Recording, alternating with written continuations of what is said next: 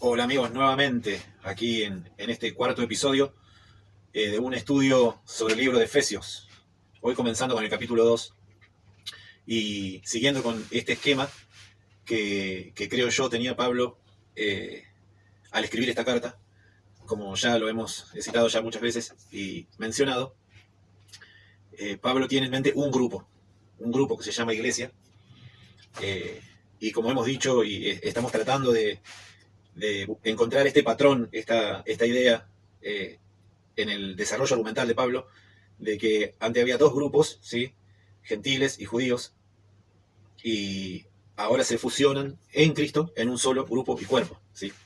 Y llegamos al capítulo 2. Vamos a tratar de no hacerla tan larga y no ser tan repetitivo, pido perdón porque soy muy repetitivo, pero esto lo estoy haciendo, eh, digamos, no tengo un bosquejo escrito ni nada, vamos haciendo reflexiones a medida que va avanzando el texto. ¿Sí? Hoy ya estamos en el capítulo 2, ¿sí? Así que perdón por las desprolijidades. Eh, entonces llegamos al capítulo 2 y Pablo tiene en mente un grupo. ¿Sí? Él está admirado, él está asombrado por este grupo. Prácticamente todo el libro lo dedica a descubrir y a enseñar los misterios que conlleva la formación, la constitución, la función de este grupo. Y este grupo está en el centro del propósito eterno de Dios. Entonces, bueno, él le da mucha importancia. Y ya hemos visto en el final del capítulo 1 cómo él se llena la boca de calificativos y de imágenes y de metáforas y de recursos literarios para poder describir este grupo, ¿sí? Llamado la Iglesia. La Iglesia. Eso es lo que está en la cabeza de Pablo. Y lo que está en la cabeza de Pablo es que este constituye el único y último grupo final, definitivo, total de Dios, ¿sí? En la dispensación del cumplimiento de los tiempos, en esta etapa final hay un solo cuerpo, un solo grupo, y es la Iglesia. Entonces, vamos a ver ahora en el capítulo 2, al principio, vamos a dividirlo en dos al capítulo 2, claramente está dividido en dos, si uno lo ve, uno lo lee. En la primera parte, en este episodio, digamos, como va la primera parte, vamos a ver, Pablo describe cómo una persona, un ser humano, viene, por la obra y por la gracia de Dios, viene a formar parte y a ser un integrante de este grupo. Y Pablo dice, el proceso de que una persona ingrese a este grupo es semejante a que un muerto resucite, básicamente. O sea, es tan tremenda la transición que ocurre. Es tan diametralmente opuesto el estado A de la persona cuando está fuera del grupo al estado B cuando ingresa. Es tal la distancia de los estados, uno y otro, que él lo compara como si fuera la muerte y la vida. O sea, más diferencia no puede haber, ¿sí? Por eso, comenzando, vamos a orar para que Dios nos edifique a través de su palabra, ¿sí? Señor, nuevamente, llegando a este capítulo 2 de Efesios, danos sabiduría y iluminación en nuestra cabeza para entender tu palabra y poder regocijarnos en ella y aplicarla a nuestra vida también. Bendecid a todos los que están viendo este video y que juntos podamos regocijarnos en el gran milagro que has hecho nosotros de traernos de la muerte simplemente a la vida. Y guíanos a toda la verdad. En el nombre de Jesús. Amén. Bueno, un milagro es lo que ocurre acá. No hay una cosa más tremenda. Vamos a comenzar. Dice Pablo, lo voy a decir así, empieza de otra forma el versículo, pero lo voy a decir así para ponerlo en perspectiva. Dice, ustedes estaban muertos en vuestros delitos y pecados. La naturaleza de Dios, del Dios santo. Voy a mirar allá porque ya me di cuenta que la cámara está allá, en la puntita del celular. Así ustedes pueden ver que lo estoy mirando. Pero nuestro Dios, el único Dios verdadero, eterno, inmutable, espíritu, ¿sí? Infinito, eterno, inmutable en su ser, sabiduría, poder, santidad, bondad, justicia y verdad, como decía el viejo catecismo. Ese Dios es santo.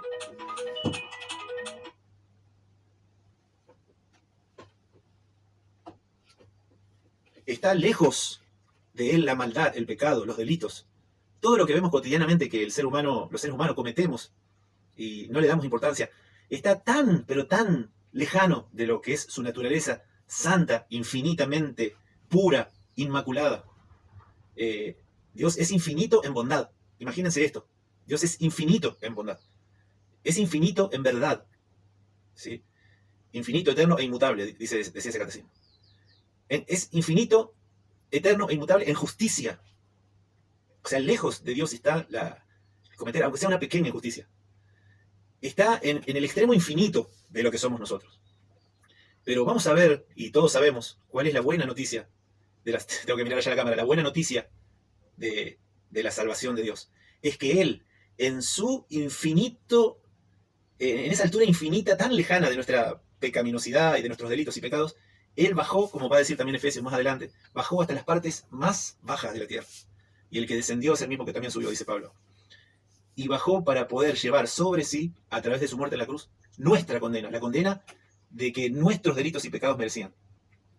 Y entonces Pablo dice, antes de acceder a esta buena noticia, ustedes estaban muertos en vuestros delitos y pecados, en los cuales anduvisteis en otro tiempo, dice, siguiendo la corriente de este mundo, conforme al príncipe de la potestad del aire. El mundo en el que vivimos, la corriente, que es como un río rápido, que te lleva puesto, es una corriente, es un mundo de maldad, es un mundo de pecado, de injusticia, de explotación del hombre por el hombre, de guerra, de hambre, de avaricia, de egoísmo. Es un mundo donde los valores son... o sea, tenemos el ideal de ciertos valores nobles, pero nunca los cumplimos. La gran mayoría, hoy vemos en este 2025 que comienza guerras, hambre, desigualdad, inequidad, todas cosas que están pero infinitamente lejos de la presencia gloriosa y santa de Dios. Ese estado en el que estábamos, y que estaban estos receptores de la carta de Pablo le llama un estado de muerte, muertos en vuestros delitos y pecados, siguiendo la corriente de este mundo, a través de todas las redes, hoy las redes, la televisión, las películas, todo lo que es la cultura, la idiosincrasia, todo está viciado, como dice más adelante Pablo, hablando de las personas que están lejos de Dios, dice, teniendo el entendimiento entenebrecido, ajenos de la vida de Dios por la ignorancia que en ellos hay, por la dureza de su corazón. Y dice, se entregaron al desenfreno sexual, se entregaron a la lascivia para cometer con avidez toda clase de impurezas. Ese es el estado previo, anterior a entrar al grupo, ¿sí? Y Pablo dice, siguiendo la corriente de este mundo, conforme al príncipe de la potestad del aire, el espíritu que ahora opera en los hijos de desobediencia. Y dice, entre los cuales también nosotros vivimos en otro tiempo, en los deseos de nuestra carne. Y acá Pablo hace referencia, porque nosotros decimos, qué maldad que hay en el mundo externo. En mí no hay nada, no, en mí también hay maldad. Esa maldad que está dentro mío, ese egoísmo, esa tendencia pecaminosa a la envidia, al odio, a la pelea, a todo lo malo que hay en nosotros, Pablo le llama la carne, ¿sí? Y nosotros vivíamos según esa carne, dice Pablo. Estábamos, en los cuales también nosotros seguíamos, como dice, los deseos de nuestra carne. Y dice, y éramos por naturaleza hijos de ira. Dios estaba muy enojado con nosotros. Su santidad infinita estaba, pero nosotros estamos recontra alejados de esa presencia santa y salvadora de Dios. Éramos por naturaleza hijos de ira. A veces, el otro día escuchaba, y es cierto, la famosa frase que dice, Dios odia el pecado, pero ama al pecador. Sin embargo, acá dice, nosotros éramos hijos de ira. El enojo de Dios estaba sobre nosotros, y está sobre los hijos de desobediencia. Pero Dios no se quedó en ese infinito, en ese punto infinito de lejanía de nuestra pecaminosidad, sino que Él bajó. Como lo he dicho recién, más adelante Pablo lo dice, y eso de que subió, ¿qué es? Sino que también había descendido primero a las partes más bajas de la tierra. Y vino y habitó entre nosotros y experimentó justamente la experiencia humana, pero sin pecado, sin pecado. Pero Él fue a la cruz, murió en la cruz y llevó en ese sacrificio, llevó sobre sí la pena, el castigo, la condena que nosotros merecíamos. Y por eso ahora, en base a esa gran verdad, la buena noticia de la salvación de Dios, de la muerte sustitutiva, expiatoria de Dios, Él murió por nosotros, eso quiere decir. Entonces ahora Pablo dice que en base a eso ocurre el milagro de la transición de la muerte a la vida. Por eso comienza de verdad el versículo diciendo, y Él os dio vida a vosotros, cuando estabais muertos en vuestros delitos y pecados. Y en este esquema general de Efesios, este es el proceso del ingreso, de la incorporación al grupo. a este grupo especial que Pablo describe. Es a través de esto, es en base a la gracia, como vamos a ver ahora. Os dio vida a vosotros cuando estabais muertos en vuestros delitos y pecados, en los cuales anduvisteis en otro tiempo, siguiendo la corriente de este mundo, conforme al príncipe de la potestad del aire, el espíritu que ahora opera en los hijos de desobediencia. Dice, entre los cuales también nosotros vivimos en otro tiempo, en los deseos de nuestra carne, haciendo la voluntad de la carne y de los pensamientos. Ahí Pablo se da cuenta que la maldad también está dentro nuestro. Y todo eso, la maldad externa, la maldad interna, todo eso nos tenía en un estado de lejanía infinita de Dios. Y dice, pero Dios, que es rico en misericordia, por su gran amor con que nos amó, aún estando, como dice, nosotros muertos en pecado, nos dio vida juntamente con Cristo. Por gracia sois salvos. Y juntamente con Él nos resucitó y nos hizo sentar en los lugares celestiales con Cristo. Ese es el proceso de ingreso al grupo de Dios. Y dice, para mostrar en los siglos venideros las abundantes riquezas de su gracia, en su bondad para con nosotros en Cristo Jesús. Esa gracia tan tremenda, ese amor, eso que está en la naturaleza de Dios de regalar, de dar la vida, de ir a la cruz para salvarme, para salvarte. Esa gracia, dice, para mostrar en los siglos venideros las abundantes riquezas de su gracia, en su bondad para con nosotros, en Cristo Jesús. Porque por gracia, y acá viene el famoso pasaje, por gracia sois salvos, por medio de la fe. Y esto no de vosotros, pues es don de Dios, no por obras para que nadie se gloríe. Porque somos hechura suya, termina este párrafo, creados en Cristo Jesús para buenas obras. Fíjense, primero nuestras obras eran delitos y pecados, cuando estábamos fuera del grupo. ¿Sí? Era seguir la corriente de este mundo, conforme al príncipe de la potestad del aire. Como dice más adelante, entendimiento entenebrecido, ajenos de la vida de Dios por la ignorancia. Dice, pero ahora hemos sido creados en Cristo Jesús para buenas obras, las cuales Dios preparó de antemano para que anduviésemos en ellas. Así que bueno, este es el lenguaje y las palabras inspiradas que usa Pablo para describir este proceso. Él tiene en mente el grupo, un grupo sublime, que es el grupo que él le llama el Israel de Dios. Este es el pueblo escogido. Estos son los santos. Este es el pueblo que Dios quiso formar desde un principio. No quiere decir que el Israel racial queda excluido. No, para nada. Justamente, fíjense, Pablo era un judío. Y él viene a la cruz, viene a Cristo. Y toda la iglesia primitiva era, hasta Hechos capítulo 8, ¿sí? Los que más o menos se acuerdan cómo es el libro de Hechos, hasta Hechos capítulo 8, la iglesia era todos los integrantes eran judíos étnicos, ¿sí? Eran descendientes de Abraham racialmente, ¿sí? Hasta que el Espíritu tiene que hacerle entender a Pedro, a través del capítulo 8, 9, que Dios quiere formar un pueblo universal, de todas las tribus, pueblos y razas, iba a ser un único cuerpo, un único pueblo, un único edificio, donde Cristo, esto está más adelante, es la base, el basamento de este edificio, ¿sí? Así que terminamos en esta primera parte del capítulo 2, y después lo que viene ahora en el próximo es demoledor, ¿sí? Porque Pablo va a desplegar nuevamente su bosquejo simple, sencillo, pero muy profundo. Pablo dice, hay dos cosas separadas, y en Cristo se juntan para formar una única cosa para siempre jamás. Dice Pablo, para siempre jamás. Entonces, en el próximo episodio nos vamos a dedicar a ver eso.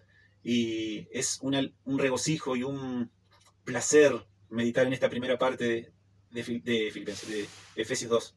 Cuánta gracia y cuánta misericordia tuvo Dios de nosotros. Qué enriquecimiento hemos tenido a través de Cristo. Sentados en los lugares celestiales. Después de haber estado siguiendo la corriente de este mundo, perdidos, sin Dios, sin esperanza, tristes, en soledad, en insatisfacción permanente, en vacío, en temor de ver que vamos derechito a la tumba, de que nuestro cuerpo se va desgastando, de que no le encontramos sentido a la vida. ¿Para qué estamos en este mundo? ¿Para qué existimos? ¿Cuál es el propósito de haber sido lanzados a esta existencia? Que de repente me encuentro que existo y estoy acá y no sé para qué estoy. Y estoy tratando de buscar en esto y en lo otro, llenar, completarme, sentirme completo. Y nunca encontrando la plenitud. Porque la plenitud solamente la encontramos cuando volvemos al propósito por el cual fuimos creados, que es para estar en una relación de comunión y de amor con Dios. Para eso fuimos creados.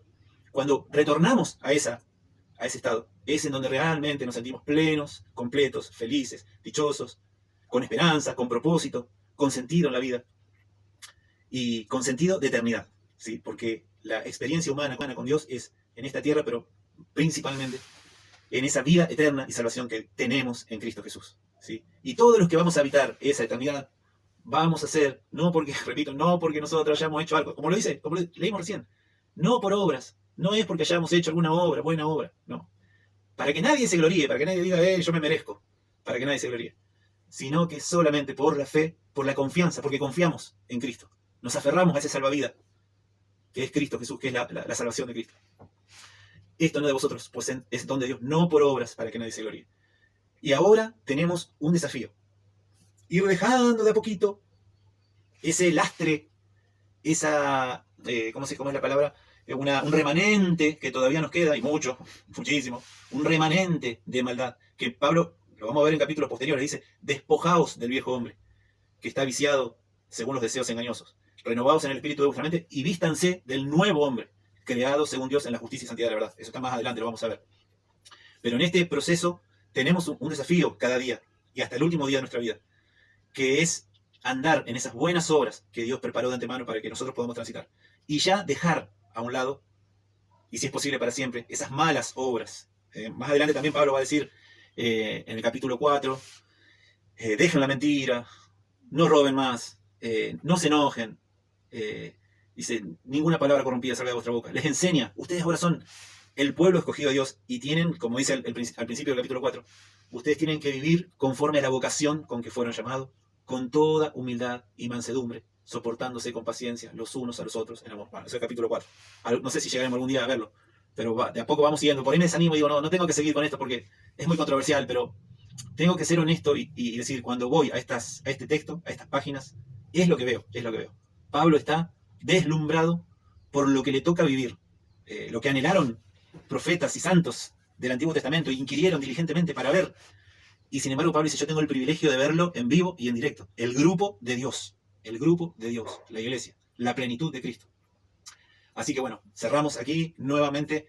Gracias por escuchar y que Dios te bendiga. Y nos vemos sería el episodio 5, en el próximo. Que ese va a ser bravísimo, bravísimo. Porque Pablo lo dice sin pelos en la lengua, como se dice, clara y directamente. Las dos cosas se han unido para siempre y ahora hay un grupo tremendo, tremendo, que es el grupo, la familia de Dios, el edificio de Dios, el cuerpo de Cristo, ¿sí? Así que vamos a seguir estudiando y, como digo siempre, en un espíritu humilde, como dice, el otro día leí en el Salmo, creo que en el Salmo 19, Señor, presérvame de las soberbias. Justamente la vocación de ser parte de este grupo, de este cuerpo, es no ser soberbio, sino vivir con toda humildad, mansedumbre, soportándose con paciencia los unos a los otros, en amor, y solícitos en guardar la unidad del espíritu en el vínculo de la paz. Ese es el espíritu de esta serie de charlas, ¿sí? En amor y siguiendo la verdad, ¿sí? Así que bueno, nuevamente, gracias por escuchar y que Dios te bendiga muchísimo.